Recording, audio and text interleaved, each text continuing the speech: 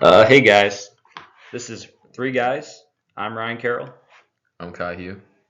And I'm Brody Banker. and today we're going to talk about defects and diffusions for our metals and semiconductors. The first type of defect we're going to talk about is vacancy defects. A vacancy defect is a point defect in a crystal lattice where an atom is missing from its normal position, creating an empty space or a vacancy at a lattice site. In this picture, you can see that there is a missing atom right there, and that is a vacancy defect. A vacancy defect can affect the properties of material, such as the conductivity, diffusion, and strength. Now, how do you calculate the amount of vacancy defects?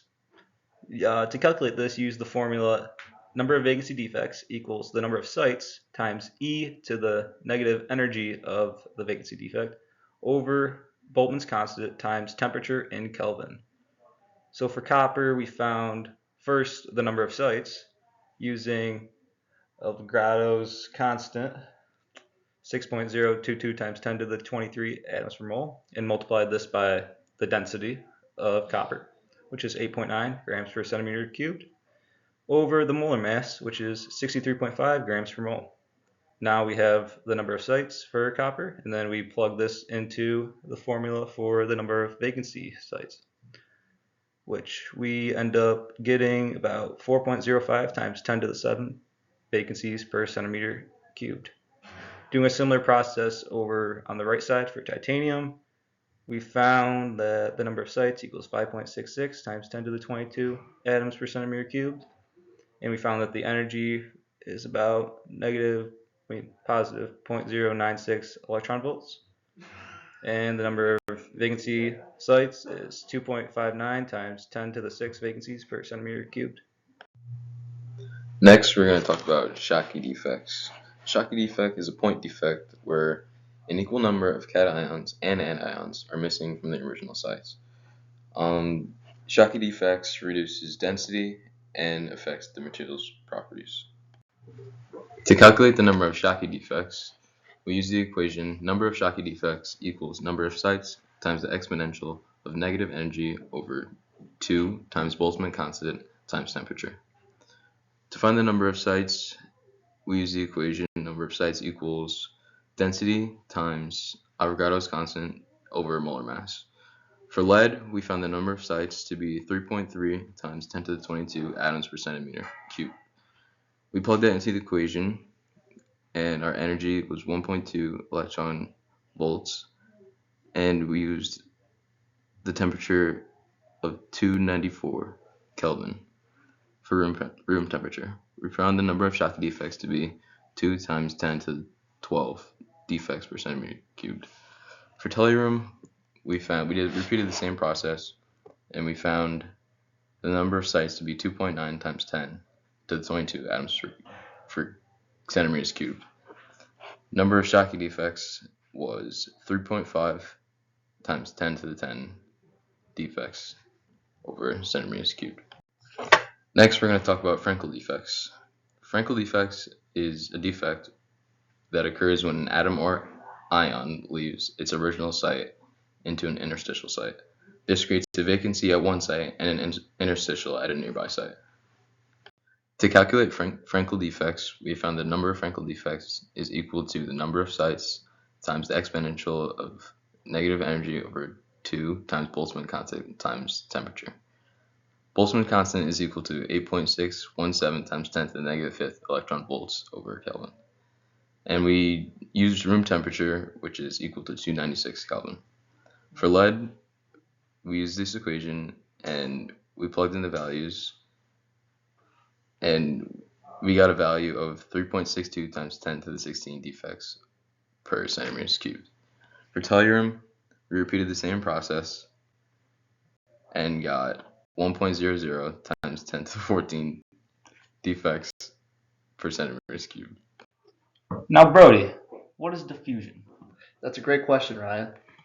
Diffusion is the movement of atoms from higher to lower concentrations. They either move to vacancies or interstitial sites in the lattice structures. You see here in the top right, we have copper and nickel atoms. They are initially separated clearly. All the copper atoms are on the left, all the nickel atoms are on the right. However, after some time, the copper and nickel atoms diffuse into each other because they both have high concentrations. They both want to diffuse to the lower concentration. Wow. Thanks for the information. Of course, if we look at this GIF down here, we can see the diffusions bouncing around. Brody, this is some interesting stuff. How do you calculate the diffusion length? That's another great question, Ryan. We calculate the diffusion length by using the formula L equals radical dt.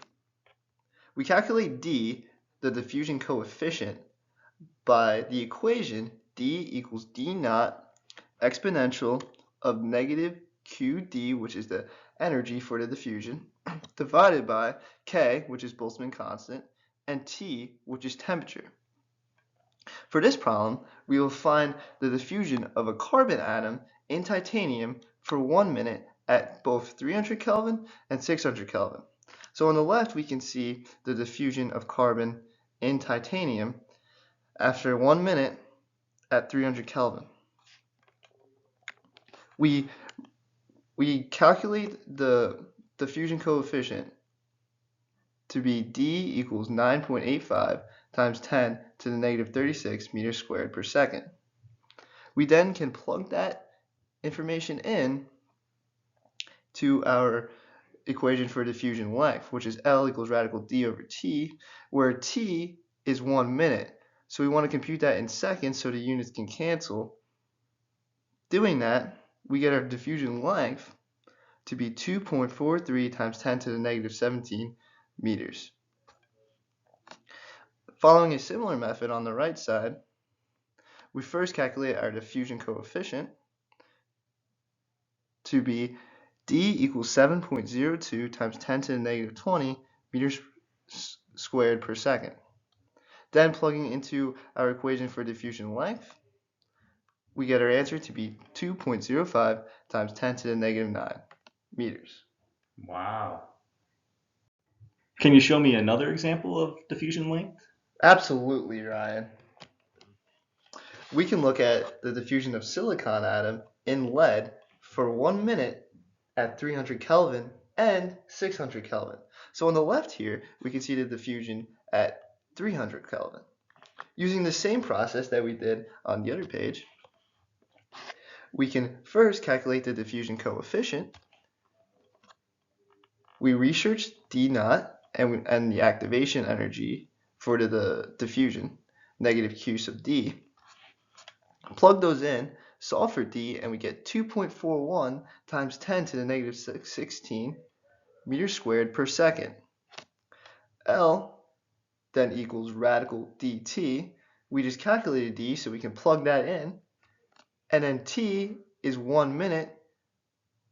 So putting that into seconds, we get 60 seconds in a minute. Multiply that out. L equals 1.20 times 10 to the negative 7 meters. Similarly, on the right-hand side, we can calculate using the same process, except now we change our temperature. So again, we first find our D, which we find to be 1.81 times 10 to the negative 10 meters squared per second. Then plugging that information into L, make sure time is again in seconds, we can calculate our L to be 1.04 times 10 to the negative 4 meters. I hope that answers your question. It definitely did, Brody. Thank you so much. Of course. Thank you for watching.